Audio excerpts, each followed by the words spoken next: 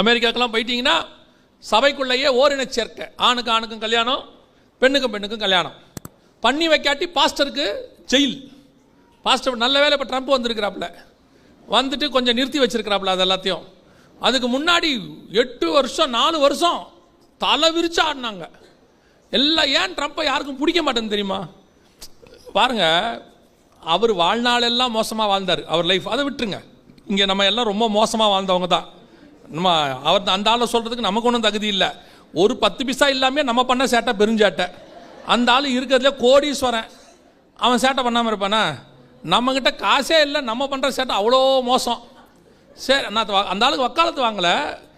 ஒரு இங்கிலீஷில் சொல்லுவாங்க, எவ்ரி செயின்ட் அத சின்ஃபுல் பாஸ்ட்டும்பாங்க.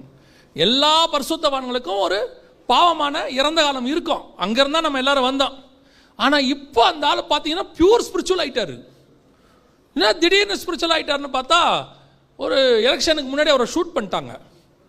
ஷூட் பண்ணுறதுக்கு முன்னாடியே ஒரு ஊழியக்காரர் ப்ராஃபஸியாக சொல்கிறாரு, ட்ரம்ப்பை கொல்ல பார்ப்பாங்க, ஆனால் குண்டு கழுத்துக்குள்ளே போகாது, அது காதை உரசி கொண்டு போகும்னு ப்ராஃபஸி சொன்னார். அதுவும் இருக்குது, நீங்கள் பார்க்கலாம். கரெக்டாக ஷூட் பண்ணுறாங்க, கரெக்டாக காதை கிழிச்சிக்கிட்டு குண்டு போகுது, உள்ளே போல. இவங்க நினச்சாங்க ட்ரம்ப் பயந்துருவாருன்னு. ட்ரம்ப் சொல்கிறாரு, நான் ஏன் உயிரோடு இருக்கேன்னு தெரியுமா? கடவுள் ஏன் என் ஜீவனை எடுக்காமல் பாதுகாத்தாருன்னா அவருக்கு நான் ஊழியம் செய்வதற்காக. இப்போ அப்படியே ஆப்போசிட்டாக மாறிவிட்டாப்ல. எது எதெல்லாம் பைபிளுக்கு அகைன்ஸ்டாக இருக்கோ எல்லாத்தையும் தூக்குறான்றாப்ல. இன்னைக்கு வந்திருக்கு, வெள்ளை மாளிகைக்குள்ள பிரேயர் வர்ஷிப் ஆராதனை நடக்குது. ஒபாமா பீரியட்ல எல்லாத்தையும் தூக்கிட்டாங்க உள்ள இருந்து. உள்ளுக்குள்ள வசனம் கூட இருக்கக்கூடாது ஒபாமா. ஆனா இவர் வந்து உள்ளுக்குள்ள பிரேயர் வர்ஷிப் ஆராதனை அத்தனையும் நடக்குது. ஒயிட் ஹவுஸ்க்குள்ள நடக்குது, இப்ப நடக்குது. எந்த நேரத்தில் எவன் ரொம்ப நல்லவன் ஆறானே தெரிய மாட்டேங்குது. இப்ப திடீர்னு ட்ரம்ப் ரொம்ப நல்லவர் ஆயிட்டார். ரொம்ப நல்லவராகி அதில் அவர் போட்ட ஒரு சட்டம், இந்த ஆணுக்கு ஆணுக்கு கல்யாணம், பெண்ணுக்கு பெண்ணுக்கு கல்யாணம்லாம் ஸ்டாப்.